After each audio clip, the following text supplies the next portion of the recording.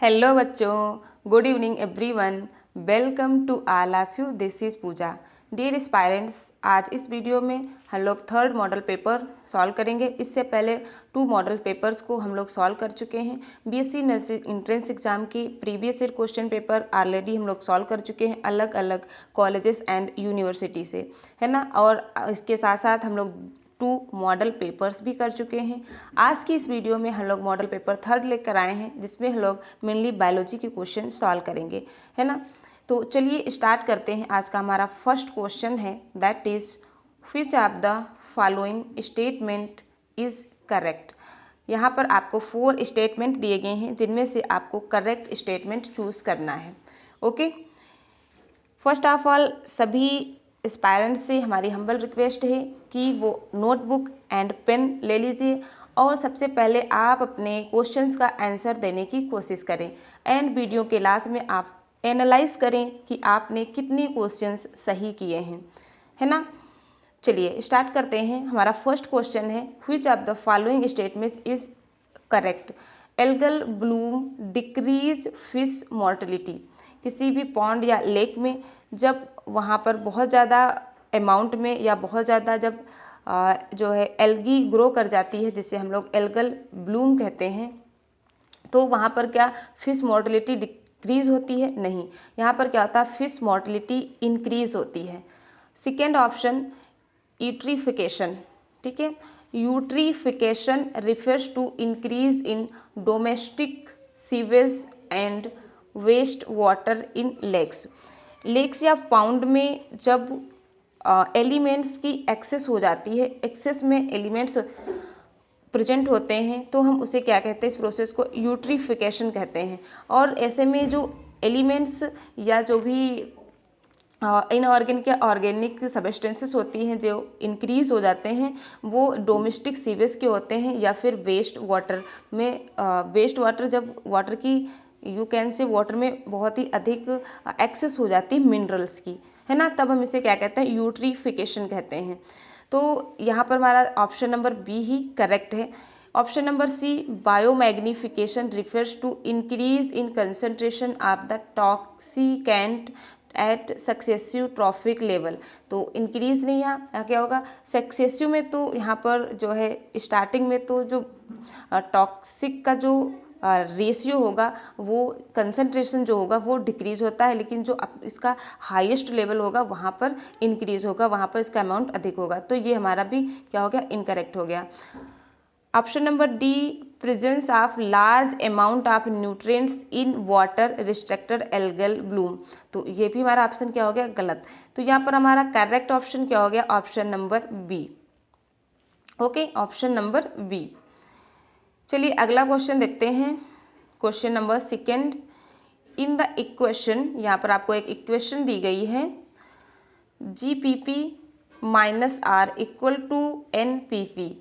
Here is GPP is gross primary productivity, NPP is net primary productivity, R here is, यहाँ पर R क्या refer कर रहा है, R क्या डिनोट करता है, रिप्रोडक्टिव एलोकेशन या फिर फोटोसिंथेटिकली एक्टिव रेडिएशन या रिस्पायरेटरी क्वेशंट या फिर रिस्पायरेटरी लॉस। तो आप बताएंगे मुझे यहाँ पर कौन सा ऑप्शन करेक्ट है। Option number D is correct, respiratory loss. जो हमारे पास ग्रॉस प्राइमरी प्रोडक्टिविटी है, इसमें से प्लांट अपने रिस्पायरेशन के लिए कुछ जो है जो उसकी प्रोडक्टिविटी है उसे यूज़ कर लेगा। इसके पास जो हमारे पास बचेगी उसे को हम क्या कहेंगे, नेट प्राइमरी प्रोडक्टिविटी कहेंगे। चलिए अगला क्वेश्चन देखते हैं। यहाँ पर आपको list first and list second दी गई है, जिसे आपको क्या मैच करना है। लिस्ट फर्स्ट आयरन, ठीक है, यहाँ पर कुछ एलिमेंट्स हैं, उनके जो फंक्शंस हैं उनसे आपको मैच करना है, ठीक है।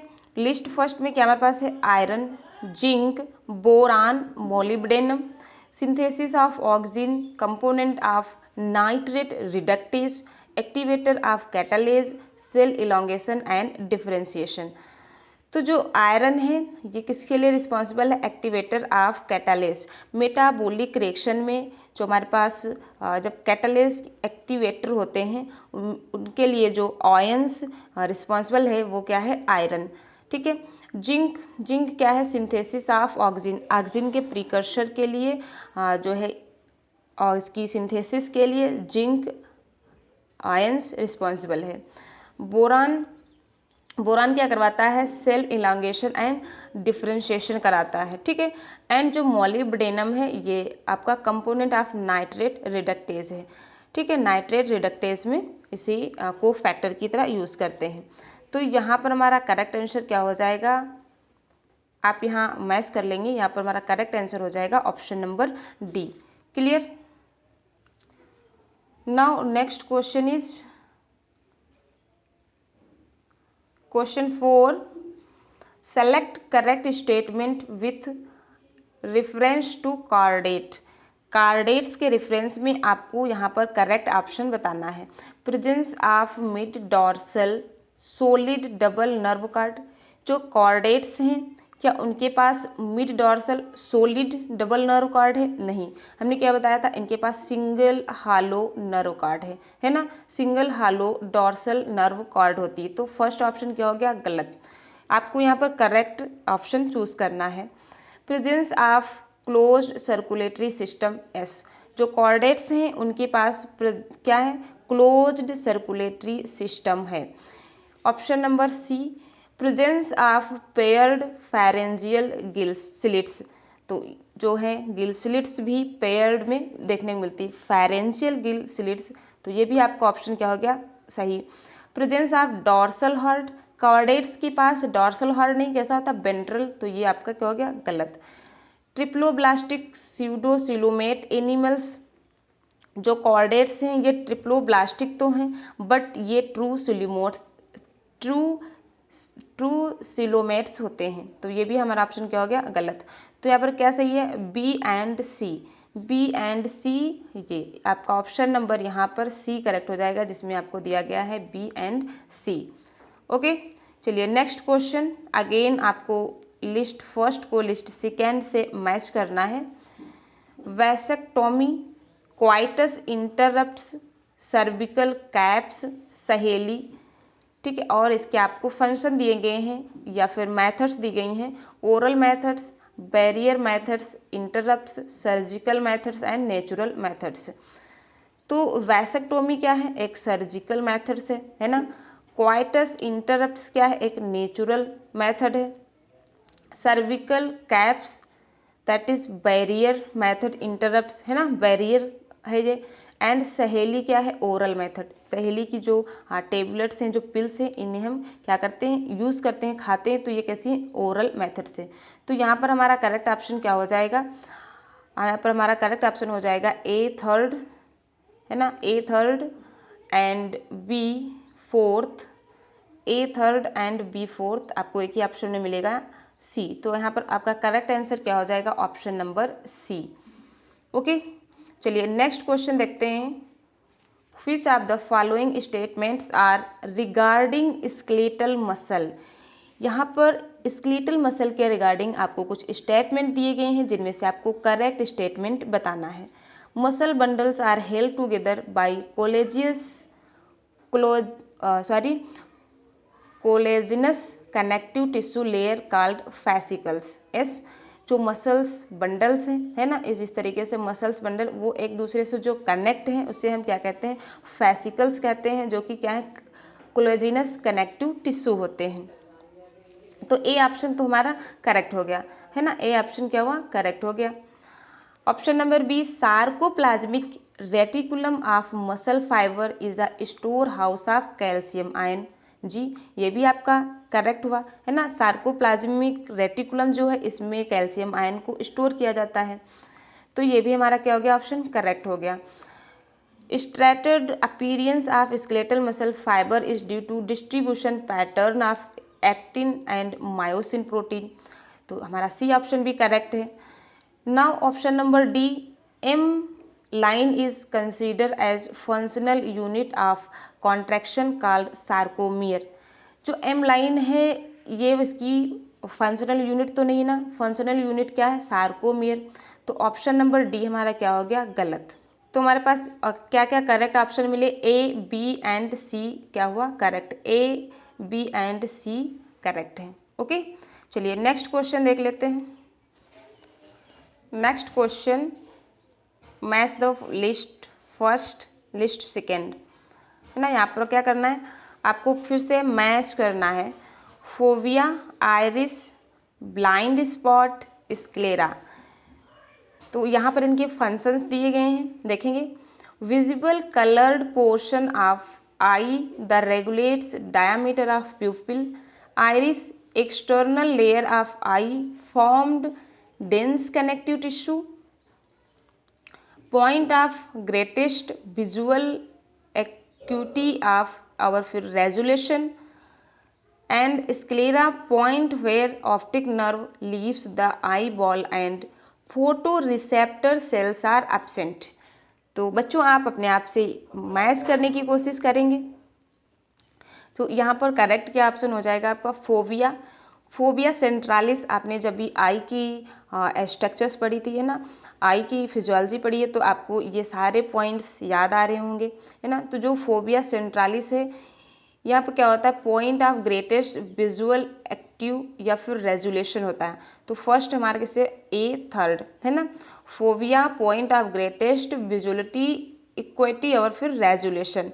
Iris, visible colored portion of eye that regulates diameter of pupils। जो आयरिस है ये क्या कर रही है, प्यूपिल के डायमीटर को रेगुलेट करती है। एंड आयरिस की वजह से ही क्या है, जो विजिबल कलर होता है आई का, हमारी आई का जो कलर है, जैसे किसी की आई ब्लैक है, ब्लू है ना, तो उनका कलर किसके कारण होता है, iris. And blind spot, blind spot क्या है, point where optic nerve leaves the eye wall and photoreceptor cells absent, है ना। फोटो रिसेप्टर सेल्स वहाँ पर क्या है, एब्सेंट है। जो एक ब्लैक पॉइंट है जहाँ पे सारी की सारी हमारी जो ऑप्टिक नर्व्स हैं वो लीव इट करती हैं और फिर वहीं से हमारे ब्रेन में इंटर कर जाती हैं। तो वही वाले जो पॉइंट्स है उसी को हम क्या कहते हैं, ब्लाइंड स्पॉट कहते हैं। एंड स्क्लेरा क्या है हमारा, sclera is external layer of I formed of dense connective tissue. चलिए एक बार इसको फिर से मैच करेंगे। जो फोबिया है ये क्या है, थर्ड के साथ। जो हमारा बी है ऑप्शन, आइरिस जो है ये विजिबल कलर्ड के लिए, है ना। ब्लाइंड स्पॉट, वाइट पॉइंट जहाँ पे ऑप्टिक नर्व लीव इट कर रही हैं। एंड स्क्लेरा जो है आपका एक्सटर्नल लेयर ऑफ आई है, ठीक। तो इस तरीके से आप यहाँ पर आपका ऑप्शन क्या करेक्ट हो जाएगा, ए थर्ड, B1, ए थर्ड, B1, C आपका फोर्थ एंड D1, है ना। तो आपका ऑप्शन नंबर डी करेक्ट हो जाएगा। ओके, चलिए next question. Next question, in tissue culture experiments, ये यहाँ पर कल्चर है, एल कर लीजिए।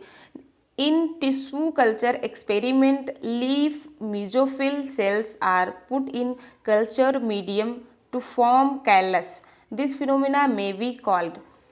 टिश्यू कल्चर करते हैं जब आप, मान लीजिए कि सपोज आपने लीफ की मेजोफिल सेल्स को कल्चर किया एंड न्यू जो है कैलस का फॉर्मेशन हुआ, तो ये प्रोसेस को हम क्या कहते हैं, इस फिनोमिना को क्या कहते हैं, सेनेसेंस, डिफरेंशिएशन, डी डिफरेंशिएशन या फिर डेवलपमेंट।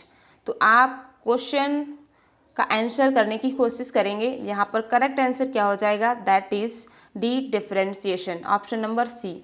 जो कैलस का फॉर्मेशन होता है ये क्या है, डी डिफरेंशिएशन है ना। आपको हमने पढ़ाया था कि स्टेम सेल्स जब डिवाइड करती हैं, कोई भी सेल्स अपने परमानेंट फंक्शन के लिए जब फिक्स होने जाती है ना, primary permanent cell, secondary permanent cell, differentiation, dedifferentiation, redifferentiation. तो आई होप आपको याद आ रहा होगा। तो कैलस कैसा एग्जाम्पल्स है, सेल के डिफरेंशिएशन का कैसा एग्जाम्पल्स है, dedifferentiation. Okay, next question देख लेते हैं। एमंग द इविल क्वाड्रेट, है ना, इविल क्वाड्रेट किससे रिलेटेड है, लॉस ऑफ बायोडाइवर्सिटी, बायोडाइवर्सिटी के लॉस से रिलेटेड है क्या, evil quartet. Which one is considered the most important cause driving extinction of species? तो यहाँ पर आपको हमने इविल क्वाड्रेट में 4 इविल्स बताई थी, है ना, 4 इविल्स बताई थी जिनकी वजह से क्या हो रहा है, हमारी बायोडाइवर्सिटी लॉस हो रही है। तो उनमें से मोस्ट कॉमन क्या है, को extinction, habitat loss and fragmentation, over exploitation for economic gain, alien species इन्वेशन। तो यहाँ पर आपकी 4 जो इविल्स दी गई हैं, ये 4 इविल्स तो क्लियर है ना, ये 4 इविल्स तो हैं, बट इनमें भी कौन सी मोस्ट कॉमन है? तो आपके यहाँ पर ऑप्शन नंबर बी करेक्ट हो जाएगा, हैबिटेट लॉस एंड फ्रेगमेंटेशन। जब भी हम किसी ऑर्गेनिज्म या प्लांट्स के हैबिटेट को लॉस करते हैं ना, हैबिटेट्स को ही हम क्या कर देते हैं, उनके हैबिटेट्स को ही डिस्ट्रॉय कर देते हैं, है ना, जैसे कि फॉरेस्टेशन कर दिया या फिर फील्ड के लिए हमने यूज़ कर लिया, ठीक है, उनके हैबिटेट को फ्रैगमेंट कर दिया, है ना, वहाँ पर बैरियर कोई क्रिएट कर दिया, कुछ वहाँ पर हमने कोई इंडस्ट्री वगैरह डाल दिया। तो इससे क्या होगा, सबसे बड़ा यही कॉज है कि यहाँ से जो है वहाँ की जो स्पीसीज़ होगी वो क्या हो जाएगी, एक्सटिंक्ट हो जाएगी, है ना। तो यहाँ पर हमारा करेक्ट ऑप्शन क्या हो जाएगा, option number B, habitat loss and fragmentation. Clear? चलिए तो बच्चों देखते हैं next question, what is the function of tassels in the corn comb, है ना। जो कॉर्न है, जो कॉर्न कॉब है ना, इस तरीके से आपने कॉर्न तो देखा है ना, जो कॉर्न कॉब है इसमें जो इस तरीके से आप कह सकते हैं स्मूथ फाइबर्स लगे रहते हैं कॉर्न में। तो ये जो स्मूथ फाइबर्स है इन्हीं को एक्चुअल में हम क्या कहते हैं, टेसल्स कहते हैं। और इन टेसल्स का फंक्शन क्या है, इन टेसल्स का फंक्शन टू प्रोटेक्ट सीड्स, या सीड को प्रोटेक्ट करने के लिए, टू अट्रैक्ट इंसेक्ट्स, या फिर टू ट्रैप पोलन ग्रेन्स, या फिर टू डिस्पर्स पोलन ग्रेन्स। तो यहाँ पर आपका करेक्ट ऑप्शन क्या हो जाएगा, option number C, to trap pollen grains, है ना। ये क्या करते हैं, पोलन ग्रेन्स को ट्रैप करने के लिए होते हैं। ओके चलिए नेक्स्ट क्वेश्चन, यहाँ पर हमारी सभी स्टूडेंट से हम्बल रिक्वेस्ट है कि आप क्वेश्चन का आंसर करने की कोशिश करें अपने आप से, है ना। सबसे पहले आप अच्छे से क्वेश्चन को केयरफुली रीड करें, है ना, देन आफ्टर एनालाइज करें कि क्वेश्चन क्या कह रहा है और ऑप्शन क्या दिए गए हैं। इसके बाद आप एलिमिनेटिंग मेथड्स को यूज़ करें और जो इनकरेक्ट ऑप्शन है उन्हें एलिमिनेट करते चलें, है ना। इस तरीके से आपको अपने करेक्ट आंसर तक पहुंचना है, ठीक है। तो चलिए आप अच्छे से पहले क्वेश्चंस को पढ़िए। How many ATP and NADPH2 are required for the synthesis of one molecule of glucose during Calvin cycle. जो क्लेविन साइकिल है ना, सॉरी जो कैल्विन साइकिल है, कैल्विन साइकिल में जो एक ग्लूकोज मॉलिक्यूल के सिंथेसिस के लिए हमें कितने ATP एंड NADH2 की रिक्वायर होती है ना, वन मॉलिक्यूल ऑफ ग्लूकोज।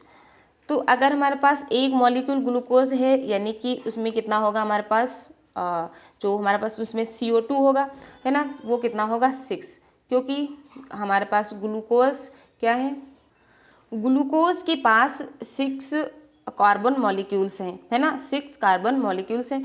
तो एक CO2 से हमें कितनी एनर्जी मिलती है, एक CO2 से हमें जो है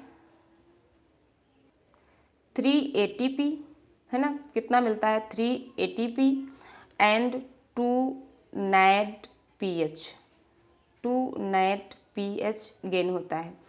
तो हमारे पास ग्लूकोज में कितना है 6 CO2 है ना, कितना है 6 CO2। तो यहाँ पर कितना हो जाएगा हमारे पास 6 × 3 तो हो जाएगा हमारे पास 18, है ना। तो 18 ATP एंड 12 NADPH हो जाएगा। क्लियर? तो यहाँ पर हमारे पास करेक्ट ऑप्शन क्या हो जाएगा, option number C, 18 ATP and 12 NADPH हमें गेन होगा 1 मॉलिक्यूल ऑफ ग्लूकोज से, ठीक है। तो ये हमें इतनी एनर्जी गेन होगी। चलिए नेक्स्ट क्वेश्चन देखते हैं। Upon exposure to UV radiation DNA stand with ethidium bromide will show. अगर हम DNA को, है ना, अगर हम DNA को स्टैंड करें इथिडियम ब्रोमाइड के साथ, तो उसके बाद हम उसे यूवी रेडिएशन के अंदर एक्सपोज करके देखें तो हमें डीएनए का कलर कैसा देखने को मिलेगा, bright orange colour, bright red colour, bright blue colour, bright yellow colour. तो आप बताएंगे यहाँ पर हमें क्या करेक्ट होगा, कैसा कलर दिखाई देगा। तो यहाँ पर option number A correct, bright orange colour. कैसा दिखाई देगा, ब्राइट ऑरेंज कलर दिखाई देगा। नेक्स्ट क्वेश्चन देख लेते हैं। आर्कीबाल्ड गैरार्ड है ना, साइंटिस्ट हैं आर्कीबाल्ड गैरार्ड। 1909 give the concept. इन्होंने 1909 में कौन सा कॉन्सेप्ट दिया था, inborn one gene one enzyme. क्या आपको याद है one gene one enzyme concept किसने दिया था, टॉटम एंड बीटल ने one gene and one enzyme concept दिया था, है ना। तो ये तो होगा नहीं। Option number second, inborn errors of metabolism, genetic code and central dogma. तो आपको याद होगा कि सेंट्रल डोग्मा किसने दिया था, एंड जेनेटिक कोड, है ना। जेनेटिक कोड के लिए भी कई साइंटिस्ट अलग अलग रिस्पॉन्सिबल हैं। सेंट्रल डोग्मा भी आपको याद होगा, और इसके साथ साथ आपको रिवर्स सेंट्रल डोग्मा भी याद होगा किसने दिया था, है ना। तो रिवर्स सेंट्रल डोग्मा किसने दिया था, बाल्टीमोर ने, है ना। टेमिन एंड बाल्टीमोर ने रिवर्स सेंट्रल डोग्मा दिया था। इसके साथ साथ जो सेंट्रल डोग्मा है इसको क्रिक ने प्रपोज किया था। जेनेटिक कोड के लिए जैसे कि आपके हरगोविंद खुराना थे, एंड इसके साथ साथ HI मैथाई, ये कई सारे साइंटिस्ट थे। तो यहाँ पर हमारा करेक्ट ऑप्शन क्या हो जाएगा, option number 2, inborn errors of metabolism, है ना। जो error inborn errors of metabolism है इसको आर्कीबाल्ड गैरार्ड ने दिया था। अच्छा, जो फर्स्ट जेनेटिक डिसऑर्डर है उसको भी किसने दिया था, आर्कीबाल्ड गैरार्ड ने। तो बच्चों आप हमें कमेंट बॉक्स में बताएंगे कि जो फर्स्ट जेनेटिक डिसऑर्डर है वो कौन सा है, एंड उसमें किस जीन की डिफिशियंसी के कारण वो होता है, या फिर किस हार्मोन्स की डिफिशियंसी के कारण होता है। ठीक है, ये आप बताएंगे। चलिए अब हम लोग नेक्स्ट क्वेश्चन देखते हैं। Which of the following microbes help the plant during drought state for resistant? Azobacter, arbuscular mycorrhizal fungi, cyanobacteria, फिर टोबैको मोज़ेक वायरस। हमने आपको बताया था वो जो फंगल हाइफी हैं वो क्या करती, एसोसिएशन करती हैं प्लांट्स के साथ, है ना।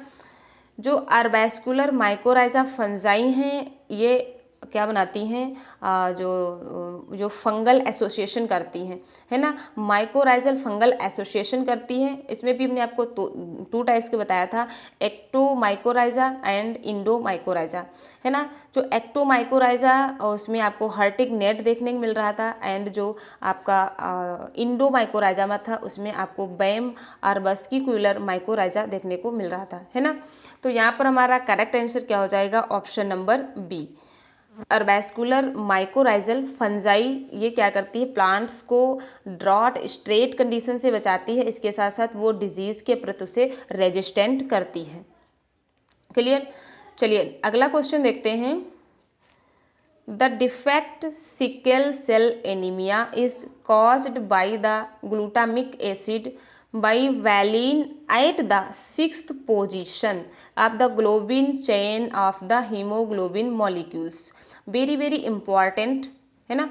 एंड इसके साथ साथ मैं बता दूं यहाँ पर आपके जो BSc नर्सिंग एंट्रेंस एग्जाम है इसमें आपके जो बायोलॉजी के क्वेश्चंस हैं इसमें आपको 20 क्वेश्चंस पूछे जाते हैं, है ना। 20 क्वेश्चंस पूछे जाते हैं, और उन 20 क्वेश्चंस में हमने सभी के सभी मोस्ट इंपॉर्टेंट क्वेश्चन लिए हैं। ये सारे के सारे क्वेश्चंस आपको आने चाहिए। इसके साथ साथ जो भी ऑप्शन देते हैं जैसे एजोबैक्टर, तो आपको इसका भी आंसर निकालना है कि हमने एजोबैक्टर कहाँ पढ़ा था, इसका क्या फंक्शन है ना। साइनोबैक्टीरिया क्या है, इनका क्या यूनिक कैरेक्टरिस्टिक फीचर्स है ना। टोबैको मोज़ेक वायरस क्या था, इसका क्या यूनिक कैरेक्टरिस्टिक फीचर्स है।